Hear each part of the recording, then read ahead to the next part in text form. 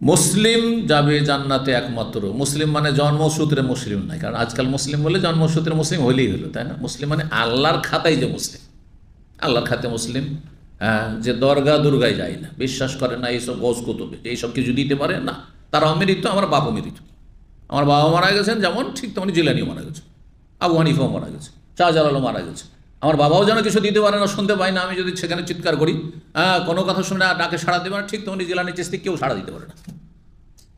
আমওয়াতুন গায়রু আহিয়া, আল্লাহ বলছে তারা মৃত, তারা জীবিত নয়। ওমা ইয়াশউরুন আইয়ানা ইউবাসুন, তারা জানেও না যে তাকে কখন উঠানো হবে, তারাই কখন উঠবে হাসরের মাঠে, সেটাই তারা জানে না, খবর রাখে না, নিজের খবর নিজে রাখে না।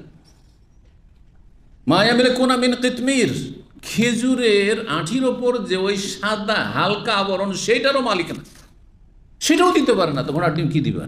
কোনো কিছু ক্ষমতা রাখে না।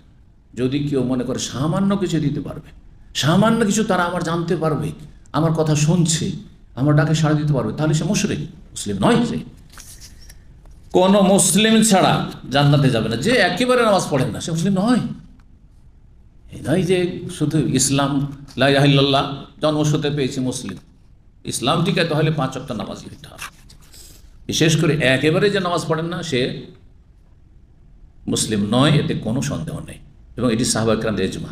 কখনো পড়ে, কখনো পড়েন না, 3 ওয়াক্ত পড়ে, 2 ওয়াক্ত পড়ে, 4 ওয়াক্ত পড়ে, মাঝে মাঝে 5, মাঝে মাঝে 2। এদের সম্পর্কে জটিল ইখতিলাফ রয়েছে। সিংহভাগ যারা কাফেরও বলেছেন বেনামাজিকে, তারা বলছেন যে তাকে একেবারে বেনামাজি বলা যাবে না, সুতরাং সে কাফের নয়, তবে কুফরির সম্ভাবনা তার রয়েছে।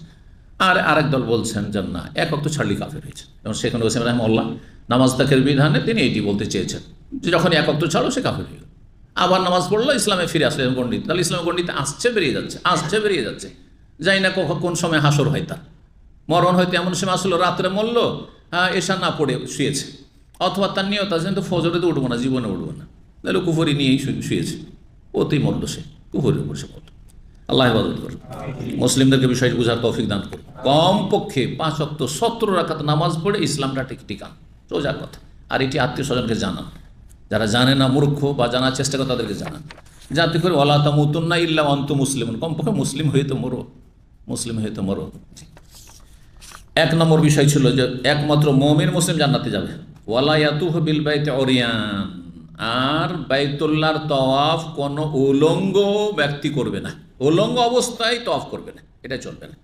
আগামী বছর, এবার যা হইল হইল, আগামী বছর এটা চলবে না। ঘোষণাটি আগামী বছরের জন্য, কারণ 10 তারিখ ঘোষণা হয়, তার আগে তো তওয়াফ করার করে নিয়েছে, যে অবস্থায় করেছে। ওয়ালা ইয়াস্তামি মুসলিমুন ওয়া কাফিরুন ফিল বাইতিল হারাম বাদা আমিহি হাজা, এই বছরের পরে আগামী বছর মুসলিম কাফের একসাথে হইতে পারবে না এই বাইতুল্লাহিল হারামে, আল্লাহ সম্মানিত ঘরে। অর্থাৎ একমাত্র মুসলিম এখানে তওয়াফ করতে আসবে, আর কেউ কুফরি অবস্থায় আসতে পারবে না। এই মক্কায় প্রবেশের জন্য ভিসা, পাসপোর্ট হচ্ছে লা ইলাহা ইল্লাল্লাহ, লা ইলাহা ইল্লাল্লাহ।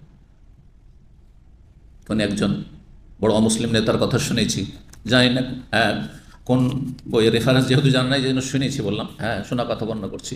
সে সৌদি আরব এসেছিল, সৌদি আরব রাজধানী তো রিয়াদ আসতে তো কোনো বাধা নেই।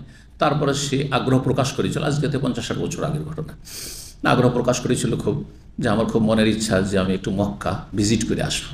তা বলছি খুব সহজ, একটা পাসপোর্ট লাগবে, সেটা হচ্ছে লা ইলাহা ইল্লাল্লাহ, আশহাদু আল্লা ইলাহা ইল্লাল্লাহ ওয়া আশহাদু আন্না মুহাম্মাদুর রাসূলুল্লাহ। সে পড়েননি, তাকে ঢুকতে দেওয়া হয়। জি, তো তৃতীয় বিষয় ছিল তাহলে এটি, তাই না? মুসলিম আর কাফের আগামীতে আল্লাহর ঘরে একত্রিত হইতে পারবে না। ওমান কানা বাইনাহু ওয়া বাইনান নবী আহাদুন ফাআহাদু ইলা মুদ্দাতিহি, আর যদি কারো চুক্তি থাকে নবী সাল্লাল্লাহু আলাইহি ওয়াসাল্লামের সাথে, তাহলে এই চুক্তি এলা মুদ্দাতিহি, সেই সময়সীমা পর্যন্ত, কতদিনের চুক্তি রয়েছে তার সাথে, কতদিনের চুক্তি রয়েছে। আর তারপর আর কোনো চুক্তি, নিরাপত্তার চুক্তি নেই, তখন যে কোনো সময় যদি প্রয়োজন হয় অ্যাকশন হইতে পারে, অ্যাকশন হইতে পারে।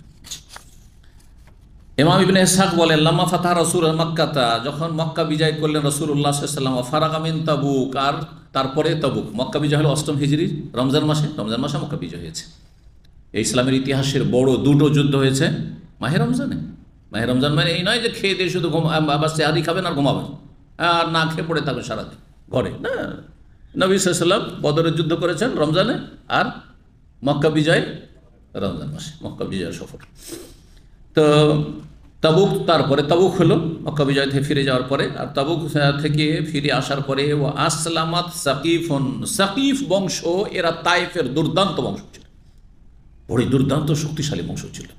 আর এত কট্টর কাফের ছিল যে এদের বিরুদ্ধে তায়েফের অবরোধ করে তাদেরকে স্যারেন্ডার করানো সম্ভব হয়নি। নবী সাল্লাল্লাহু আলাইহি ওয়াসাল্লাম ফিরে চলে গেছিলেন, যায় পারা যাবে না, এরা দুর্গের মধ্যে সুরক্ষিত হয়ে মুসলিম সাহাবায়ে কেরামদের আক্রমণ চালাচ্ছে। দুর্গ থেকে এদের নামানো সম্ভব হয় না। দুর্গে যথেষ্ট তাদের খাদ্য পানি রসদের ব্যবস্থা তারা করে নিয়েছে, সুরক্ষিত করে নিয়েছে। যে 15 দিন বা তারও বেশি সময় তাদের অবরোধ করে ঘেরাও করেও তাদেরকে নামানো সম্ভব হয়নি সেখান থেকে। নবী সাল্লাল্লাহু আলাইহি ওয়াসাল্লাম হুনাইনের যুদ্ধের পরে সেখান থেকে, তখন তায়েফের যুদ্ধে কিছুদিন অবরোধ রেখে চলে গেছিলেন সেখান থেকে। পরে আল্লাহ তাদেরকে হেদায়েত করলো। কট্টর যারা, তারা সহজে হেদায়েত হয় না, যদি হেদায়েত হয়ে যায় তো আবার ইসলামে এসেও কট্টর হয়ে যায়, তাই না?